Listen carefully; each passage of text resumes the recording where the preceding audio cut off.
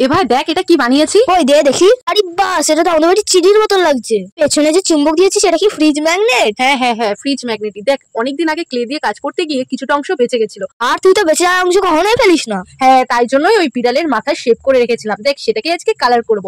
প্রথমে সাদা আর হালকা কালো মিশিয়ে ছাই কালার করে নিয়েছি, তারপর কানের জায়গা দুটো গোলাপি কালার দিয়েছি, আর গালেও ব্লাশের মতো করে গোলাপি কালার দিয়েছি, আর চোখগুলো সুন্দর করে কালো কালার দিয়ে এঁকে নিয়েছি। চোখগুলো কেমন হয়েছে বলতো?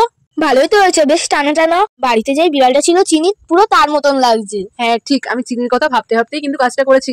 দেখ এবার মুখের জায়গাটাও করে নিয়েছি সুন্দর করে। এবার মুখের ভেতরের অংশটাও কিন্তু আমি হালকা গোলাপি কালার দিয়ে দিয়েছি, কারণ ভিতরের জিভটা একটু গোলাপিই থাকে। আর চোখ দুটোতে একটু সাদা ডট ডট দিয়ে দিয়েছি। এবার দেখ আমার কিন্তু এখানে পুরো কাজটাই কমপ্লিট হয়ে গেছে। এবার সবশেষে ভার্নিশ করে নিচ্ছি। ভার্নিশ করার পরে কিন্তু পেছনে ম্যাগনেটটা আটকে দেবো। এ দিদি, এটা বানানো তো খুবই সহজ। হ্যাঁ হ্যাঁ, কালকে তুই একটা বানিয়ে দেখাস তো, দেখবো কতটা সহজ। বেশ, তোর ক্লের প্যাকেটটা কালকে দিস তাহলে।